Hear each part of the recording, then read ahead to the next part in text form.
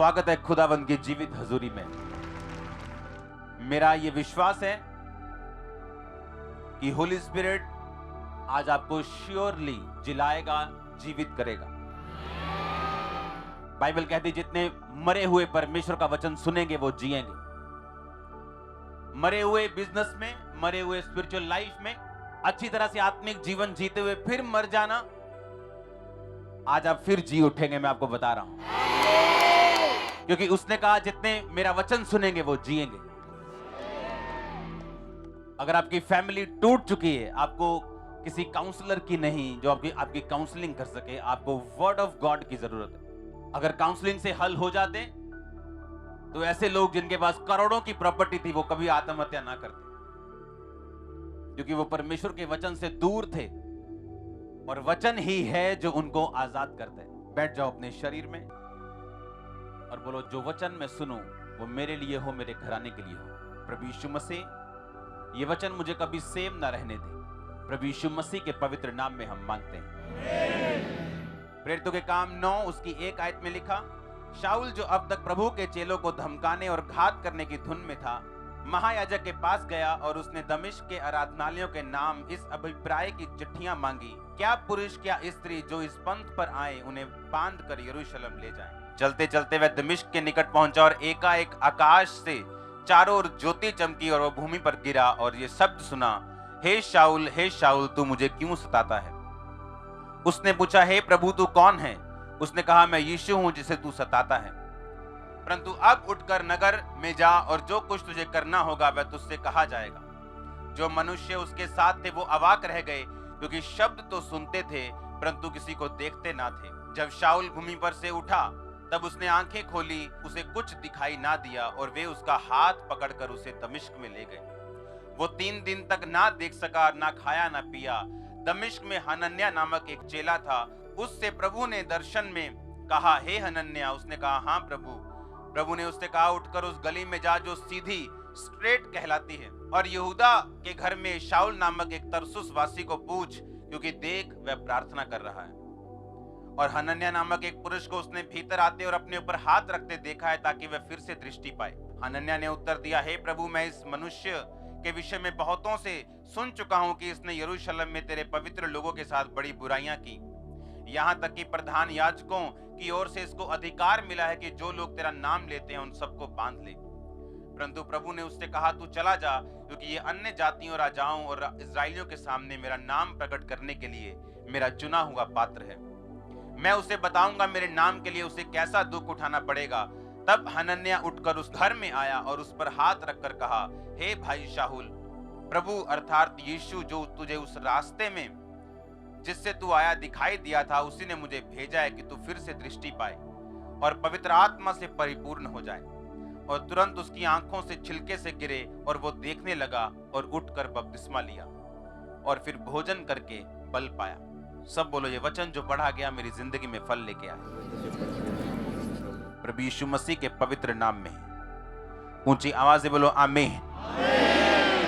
अब मैं पढ़ूंगा 32 आयत से। फिर ऐसा हुआ, पतरस हर जगह फिरता हुआ पवित्र लोगों के पास पहुंचा जो लुद्दा में रहते थे। उसने एनियास नामक लकवे का एक रोगी देखा जो 8 वर्ष से खाट पर पड़ा था।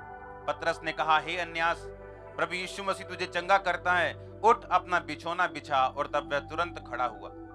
तब लुद्दा और शारोन के सब रहने वाले उसे देखकर प्रभु की ओर फिरे। याफा में तबीता नामक अर्थात दुर्कास नामक एक विश्वासिनी रहती थी। वह बहुत से भले काम और दान किया करती थी।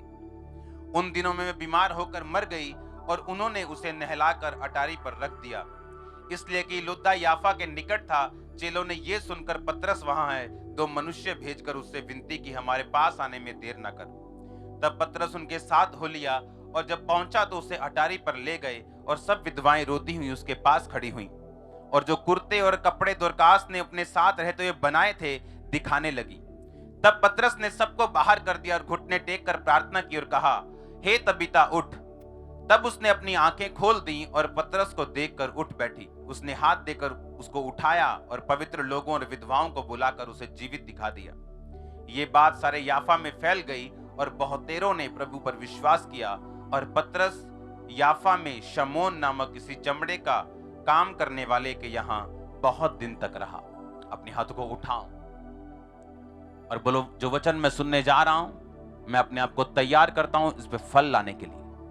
अपने हाथों को उठा के मांगो परमेश्वर से, आपकी प्रार्थना मुझे सुननी चाहिए। प्रभु यीशु मसीह के सामर्थी नाम में हम मांगते हैं, आमीन। तारीफ करो जोर से। पहली आयत जो मैंने आपके लिए पढ़ी वो ये थी कि शाऊल क्रिश्चियन लोगों को मारने के लिए जाता था, उनको सताता था। रास्ते में यीशु मसीह के साथ उसका इनकाउंटर होता है, वो गिर जाता है और उसे रोशनी दिखाई देती है और यीशु मसीह उसे बोलते हैं, शाऊल तू मुझे क्यों सताते हैं? जो उसके साथ थे उनको कुछ भी आवाज सुनते हैं लेकिन कुछ दिखता नहीं है। जब शाऊल उठता है तो वो अंधा निकलता है और दमिश्क में उसको पकड़ के लेके जाते हैं क्योंकि वो अंधा हो चुका होता है। और बाइबल कहती परमेश्वर दमिश्क में एक हनन्याह नामक अपने चेले से कहता है, देख शाऊल प्रार्थना कर रहे हैं। मैंने एक क्रिश्चियन लाइफ में दो चीजें देखी, अगर ये आपकी लाइफ में हैं, आप बहुत बड़ा एक हिस्सा कवर कर लोगे अपनी सक्सेस में जो परमेश्वर ने आपके लिए रखी। जब परमेश्वर ने आपको बनाया, उसने आपको इस तरह से डिजाइन किया, इस तरह से बनाया, इस तरह से आपकी लाइफ में उसने इवेंट्स को रखा है कि आप हमेशा अपनी जिंदगी में शांति से परिपूर्ण रहें, कंप्लीट, ब्लेस्ड रहें और हील्ड रहें और डिलीवर्ड रहें। यह परमेश्वर का मास्टर प्लान है। उस प्लान तक पहुंचने के लिए, उसको अपनी लाइफ में लागू करने के लिए आपको वर्ड की जरूरत होती है, क्योंकि वचन आपको यह बताता है कि जो परमेश्वर आपकी जिंदगी से चाहता है उसे पूरा कैसे कर सकते हैं आप। अगर अब आप यहां पे देखें, कुछ भी अपने आप नहीं होता। बाइबल कहती परमेश्वर ने हनन्याह से कहा, देख वो अंधा हो चुका है और तू उसके पास जा और एक सीधी गली में जा। एक गली है जो सीधी कहलाती है, यानी वो गली बिल्कुल सीधी थी, स्ट्रेट। वहां पे जाके पूछ कि कौन है यहां पे जिसका नाम शाऊल है और वो तरसुस से आया है। उसकी 11 आयत में प्रभु ने उससे कहा, उठकर उस गली में जा जो सीधी कहलाती और यहूदा के घर में जाकर शाऊल नामक एक तरसुस वासी को पूछ, क्योंकि देख वो प्रार्थना कर रहे। पौलुस जो था वो यहूदी था, यहोवा को जानता था और स्पिरिचुअल फॉर्मूलाज को वो जानता था, आत्मिक चीजों को समझने वाला व्यक्ति था। उसे ये मालूम था कि जो घटना मेरे साथ हुई है और परमेश्वर इस घटना में इन्वॉल्व है, मुझे इसको बदलने के लिए, अगर मैं चाहता हूं मैं बदलूं और परमेश्वर मुझे छुए, मुझे गाइड करे, मुझे हील करे, मुझे डिलीवर करे, मुझे प्रार्थना करनी पड़ेगी। एक बड़ा अटैक होने के बाद, एक बड़ा झटका सहन करने के बाद आम लोगों की तरह रोया और चिल्लाया नहीं, डॉक्टर्स के पास नहीं भागा वो, वैद्यों के पास नहीं भागा वो, और 3 दिन से वो प्रार्थना कर रहा था। उसे ये मालूम था कि चाहे परमेश्वर मुझे नाम लेके बुलाए, चाहे परमेश्वर कुछ भी कहे, लेकिन उसकी सारी मर्जियां तब पूरी होंगी जब मैं घुटनों पे प्रार्थना में बैठ जाऊंगा।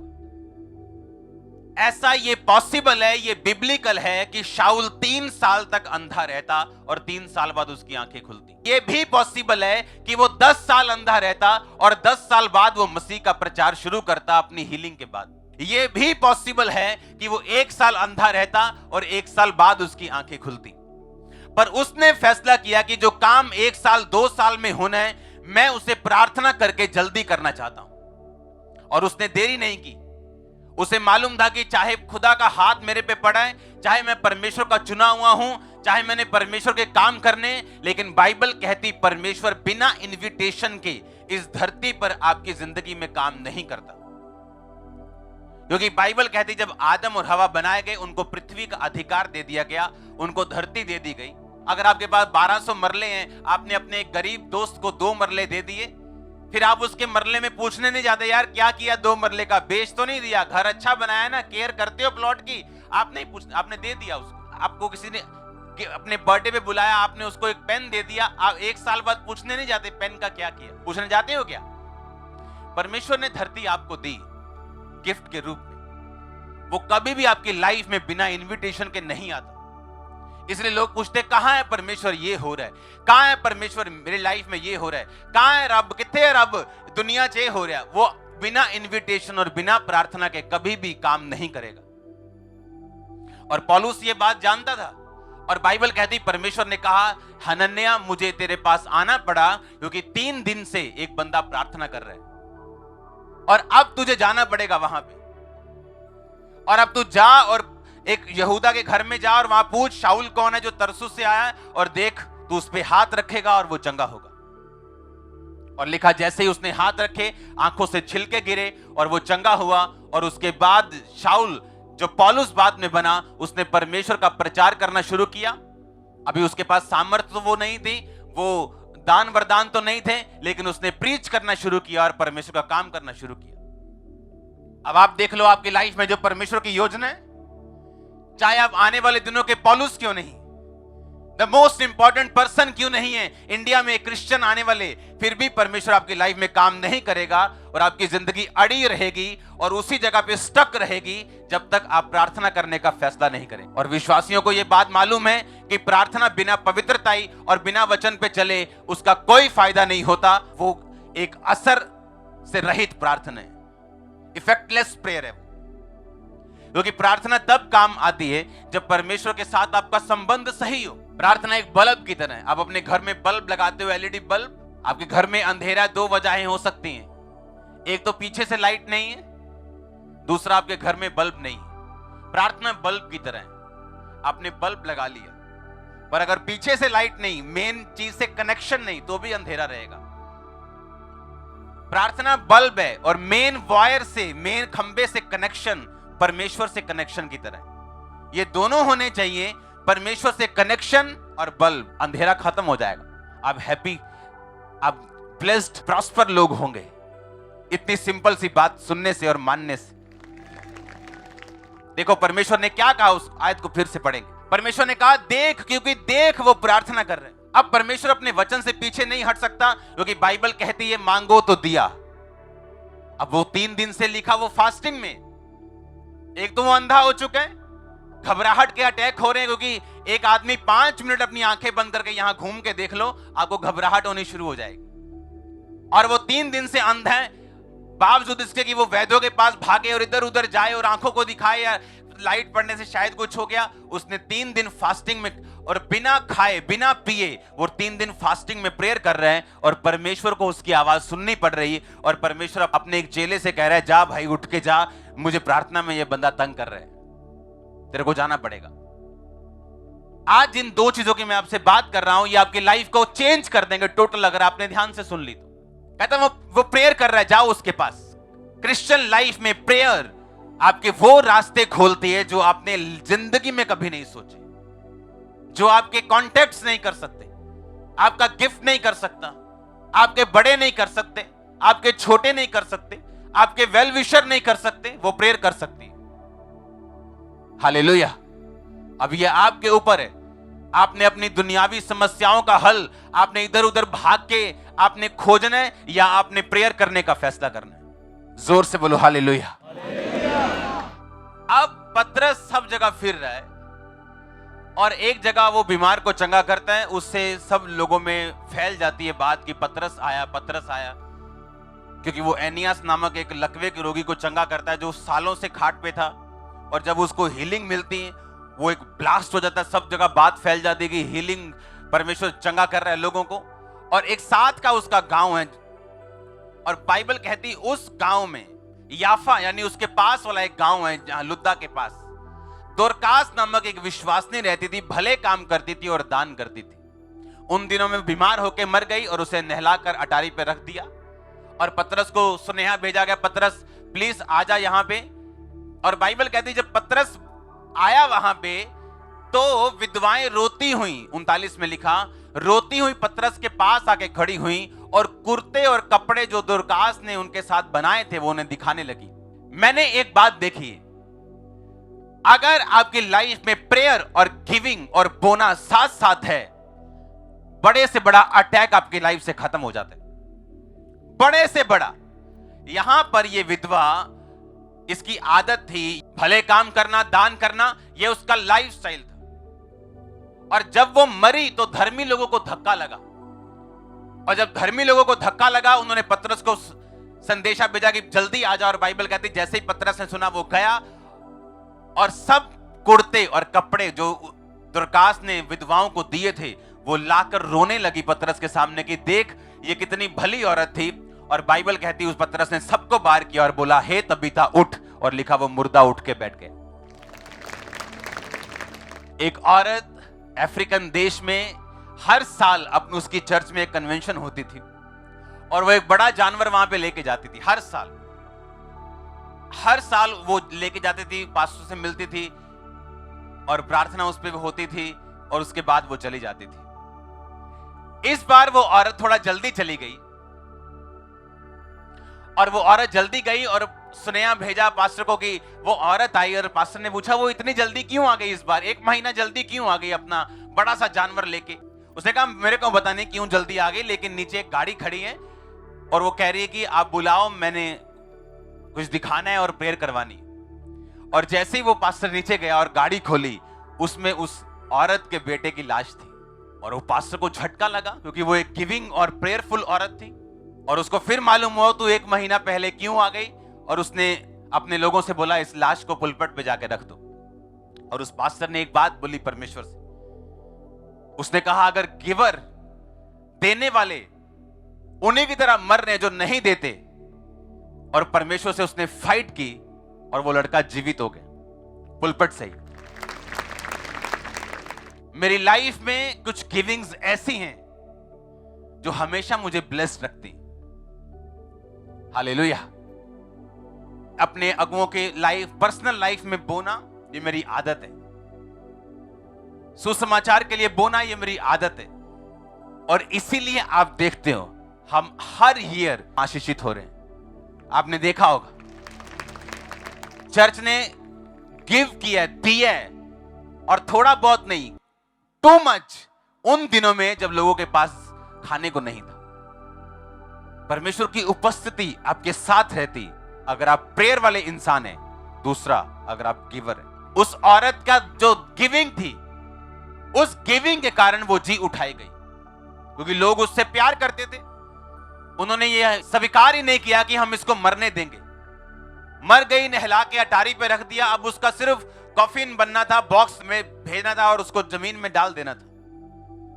गिविंग आपकी उम्र को लंबा करती है। गिविंग परमेश्वर के सामने ये प्रूफ करती है आपकी कि आपकी जरूरत धरती पे है कुछ लोगों को। हालेलुया। आप जानते हैं क्यों हम टेस्टिमनी सुनते हैं चर्च में, और क्यों आप नहीं जानते? आपकी गिविंग से जो आप बो रहे हो, कुछ ऐसी वीडियोस हैं, कुछ ऐसे लोग हैं जिनका इस दुनिया में कोई नहीं, और आपके बोने के कारण वो फ्री होके खाते हैं पूरा महीना विदाउट एनी टेंशन। कुछ लोग बिना टेंशन के, अनाथ लोग पढ़ रहे हैं, किसी का घर बन रहा है, किसी की मैरिज हो रही, आपकी गिविंग से। हर चीज को इंटरनेट पे शो ना किया जाए, इसका मतलब ये नहीं वो हो नहीं रही। शो तब किया जाता है जब हम चाहते हैं कि दूसरे मिनिस्ट्रीज भी फॉलो करें। अब जब वो फॉलो करना शुरू करते हैं, हम डालना बंद करते हैं। और जब परमेश्वर देखते हैं कि इस वीडियो का, इस ऑर्फन का, और ये 100-200 में नहीं, ये थाउजेंड्स में, जब वो देखता है कि इनकी ब्लेसिंग का रीजन आप लोग हैं, इसलिए आपको मालूम होता है कि आप ब्लेस क्यों हो रहे हैं, या कैसे परमेश्वर की दया का हाथ आपके सिर के ऊपर है। मैंने देखा अगर आप प्रार्थना में और गिविंग में अगर आप अग्रेसिव हैं, कोई दुनिया की ताकत आपकी तरक्की नहीं रोक सकती। आप देखो बाइबल भरी पड़ी इन घटनाओं से। इसके आगे 10 बाब पढ़ेंगे हम। अब पतरस इसको जीवित करते हैं। अब 10 बाब में लिखा, कैसरिया में कुरनेलियस नाम का एक मनुष्य था जो इतालियन नामक पलटन का सूबेदार था, बड़ा इंसान था। वो भक्त था, अपने सारे घराने समेत परमेश्वर से डरता था, यहूदी लोगों को बहुत दान देता और बराबर परमेश्वर से प्रार्थना करता था।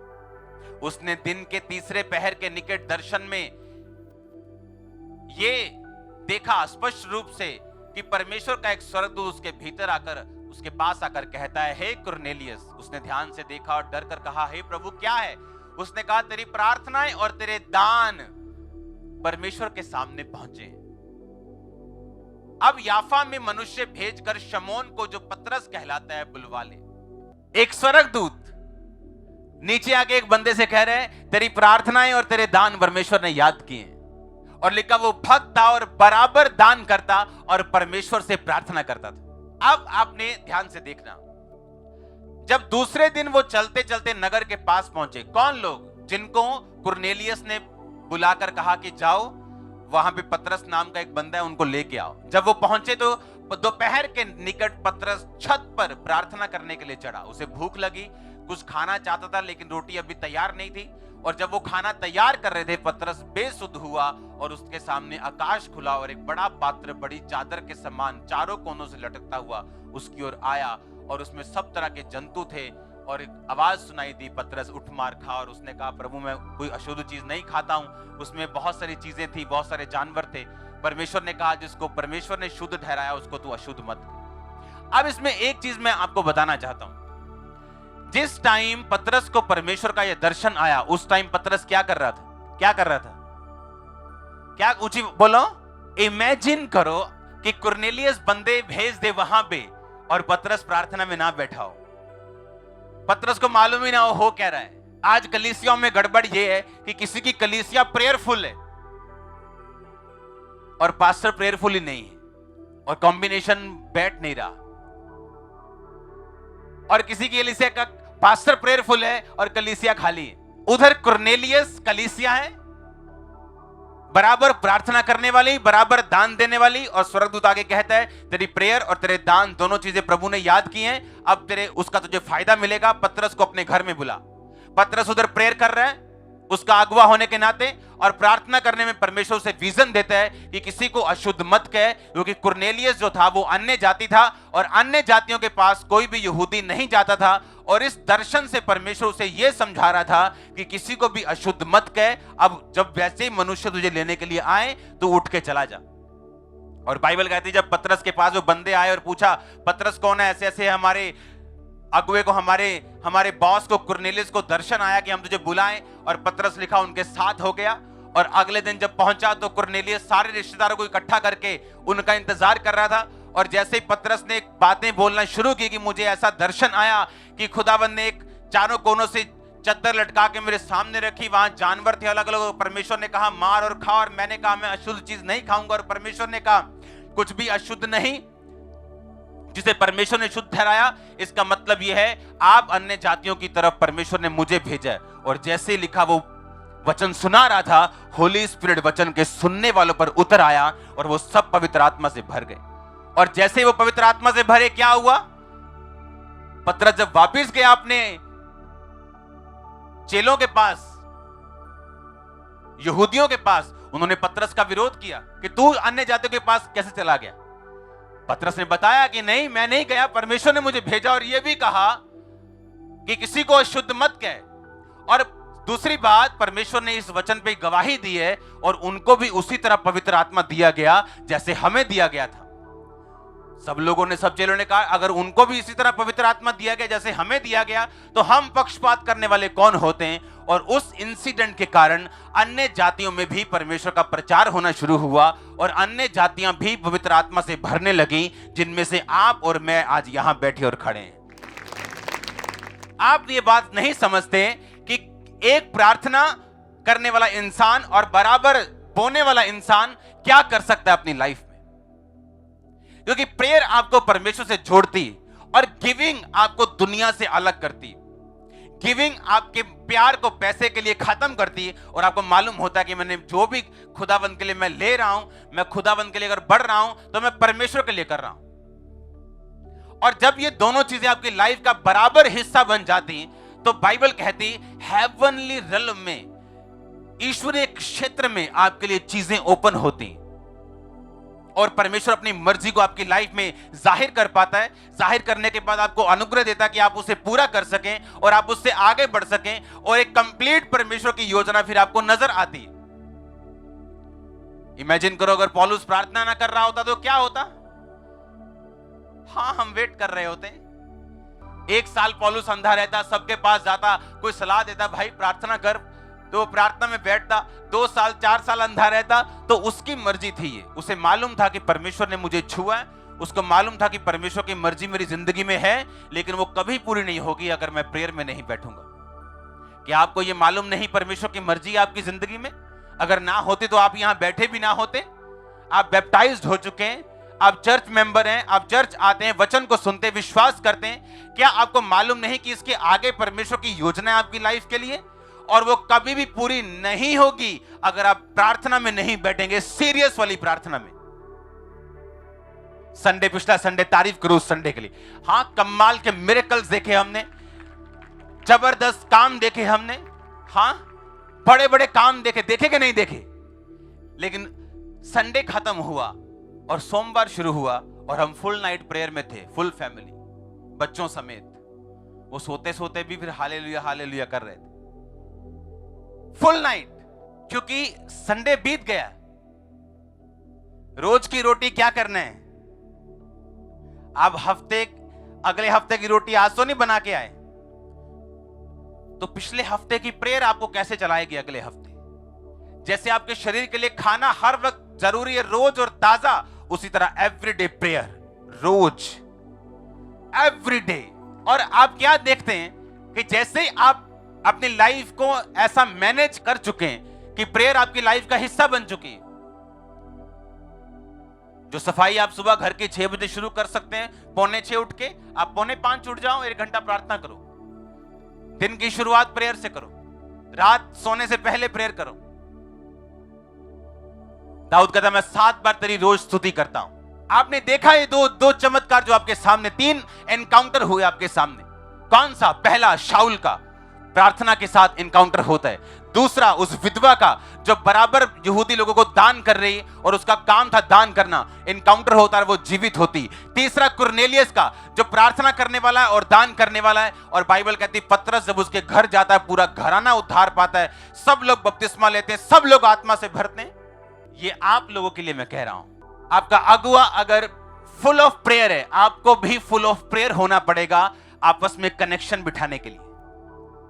ये ना हो उधर पतरस प्रेयर में है और पतरस के सामने दर्शन आता है और कुरनेलियस पार्टी में बिजी है और पतरस का वो दर्शन अड़ा हुआ है। कभी ऐसा व्यक्ति आएगा जो बोलेगा आओ हमें प्रचार करो, कभी परमेश्वर भेजेगा, चाहे वो 1 साल बाद आए, 2 साल बाद आए। लेकिन उधर कुरनेलियस चर्च भी प्रार्थना में बिजी है, उधर अगुआ भी प्रार्थना में बिजी है, दोनों को दर्शन आते हैं और मैच होती हैं चीजें। आप समझ रहे हैं मेरी बात को? इमेजिन करो पतरस प्रेयर में कुरनेलियस पार्टी कर रहे हैं, या कुरनेलियस प्रेयर में पतरस मिनिस्ट्री में इतना बिजी हो गया, मिनिस्ट्री हो गई, परमेश्वर भूल ही गए। 500 लोगों में पास्टर इतना बिजी हैं, परमेश्वर को भूल गए। और कुरनेलियस कई बैठे हैं, वो कह रहे हैं हमें तो विजन आ रहा है, हमें तो कुछ परमेश्वर बता रहे, लेकिन कुछ हो नहीं रहा। या पास्टर कह रहे हैं कि मुझे तो परमेश्वर ये कह रहा है, लेकिन कलीसिया रिसीव करने में धीमी, कमजोर है। और वो कैसे मजबूत होगी? प्रेयर और गिविंग से। बोलो अपने पड़ोसी को, प्रार्थना और बोना, ये 2 चीजें होनी चाहिए, ये 2 आंखों की तरह है। हालेलुया। ये जोड़ा मैंने जो देखा है प्रार्थना और गिविंग का, आपकी स्पिरिचुअल लाइफ को बैलेंस रखता है। हालेलुया। एक भैया साइकिल चलता है लेकिन उसे वो जोकर चलाते हैं।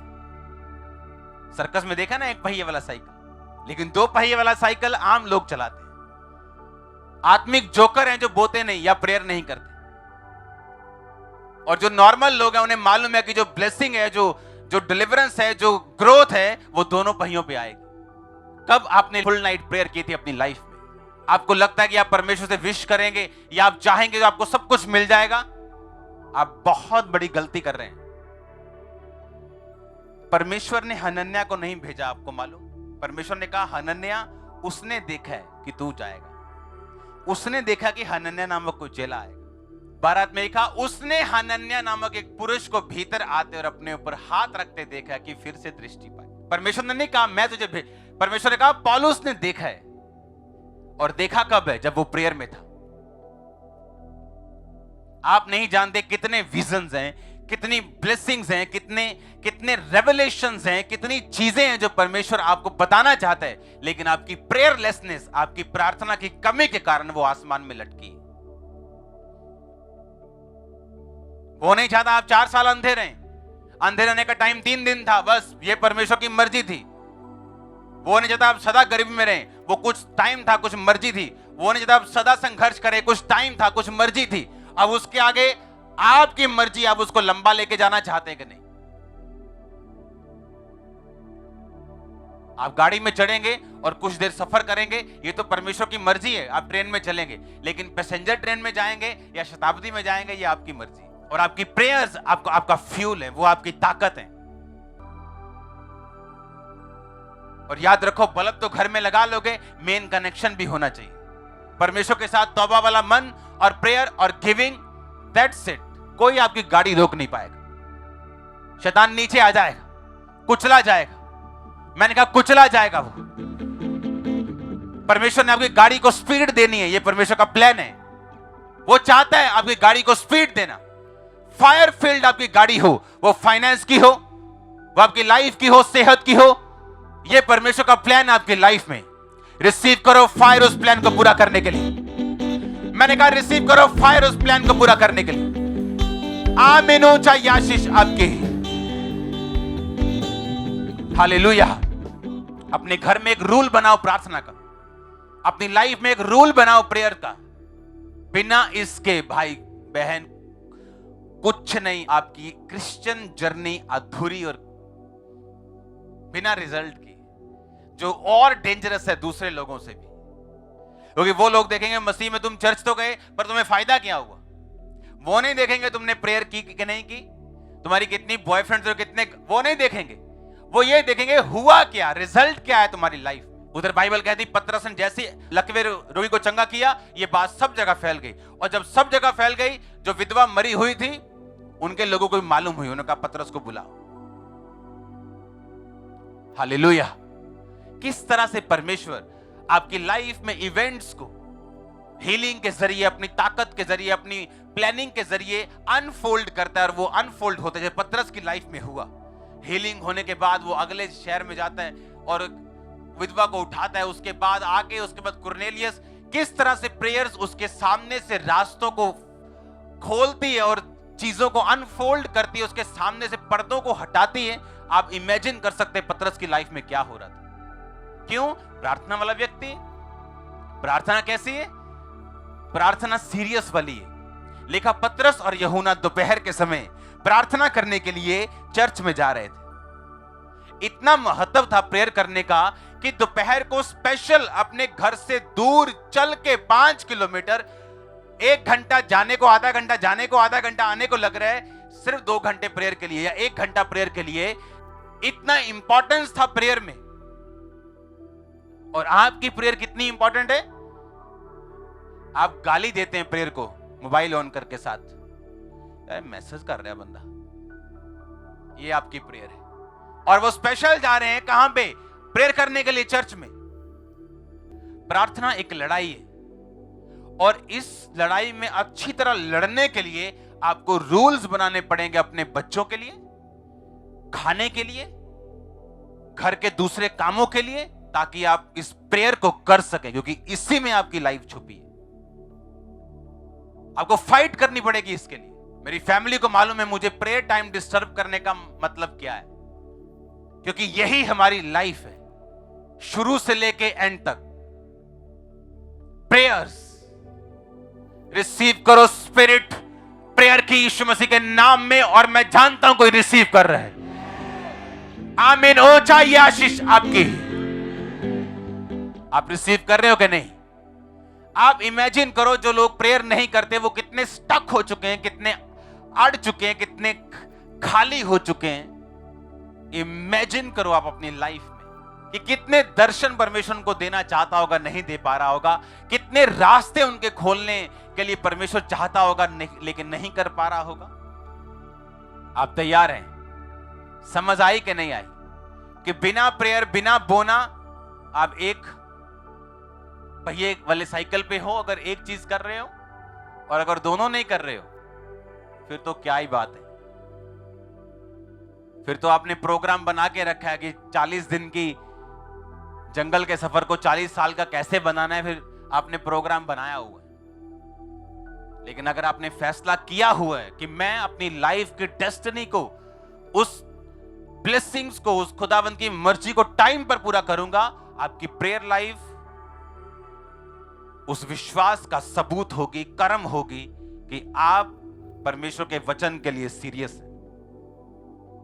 बाइबल कहती परमेश्वर ने कहा एलिया बारिश आएगी, उसने ये नहीं कहा चल वही पार्टी करने चले, परमेश्वर ने कहा बारिश। लिखा जैसे ही परमेश्वर ने कहा बारिश आएगी, अपना मुंह घुटनों के बीच में दे दिया उसने प्रेयर करने के लिए। यानी ऐसी प्रार्थना हम तब करते हैं जब इंटेंस प्रार्थना करनी हो, कुछ डीप प्रेयर करनी हो। और लिखा वो घुटनों के बीच में मुंह देके प्रार्थना करके अपने सेवक को बोलता है जा देख क्या कुछ दिखा तुझे। 7 बार गया, 7 बार, 7वीं बार कहता है मुट्ठी भर बादल दिख रहा है। 7 बार मतलब सोमवार, मंगलवार, बुधवार, हाँ 7 दिन कंटिन्यू एवरीडे कहता प्रेयर कर जब तक तुझे रिजल्ट ना दिखाई दे। और जब मुट्ठी भर बादल दिखा उसने कहा जा राजा को बता इतनी बादल, इतनी बारिश आएगी तू जा नहीं पाएगा। और लिखा वो मुट्ठी भर बादल कब घने बादलों में घटाओं में बदल गया उनको मालूम भी नहीं। मेरी ये विश है आज आप लोगों के लिए कि आप प्रेयर कर पाए, क्योंकि मैं विश ही कर सकता हूं और प्रेयर ही कर सकता हूं, कर्म तो आपने करना है। आमीन। अब मैं आपको घर जाके उठा तो नहीं सकता हूं, लेकिन अगर आप फॉलो करें वर्ड्स को और लाइफ को प्रेयरफुल बनाए, आप खुद हैरान होंगे जो आपकी लाइफ के साथ होने वाला है। परमेश्वर ने पता क्या कहा, तुम इस वर्ल्ड के नहीं हो, मैंने तुम्हें वर्ल्ड से क्या किया, चुन लिया। इसकी इकोनॉमी खत्म हो, क्रैश हो, जमीन के नीचे जाए, आसमान पे चढ़ जाए, आप इस वर्ल्ड के नहीं हो, आप बाहर हो इन चीजों से। That's it। और आपने प्रैक्टिकल देखा है कि हम बाहर हैं इन चीजों से।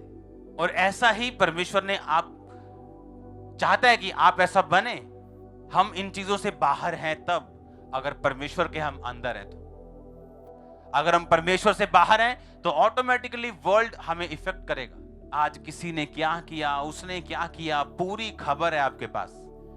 दुनिया की हर खबर रख के आप स्पिरिचुअल नहीं हो सकते। आपको कट आउट करना पड़ेगा थोड़ा सा अपने आप को। जो खबर आज सनसनीखेज है, 3 महीने बाद अगर आप उसे पढ़ेंगे आपके लिए वो सनसनीखेज नहीं, सिर्फ शैतान आपके दिमाग को हिलाना चाहता है, डिस्टर्ब करना चाहता है। अपने हाथों को उठाओ, बोलो थैंक यू जीसस।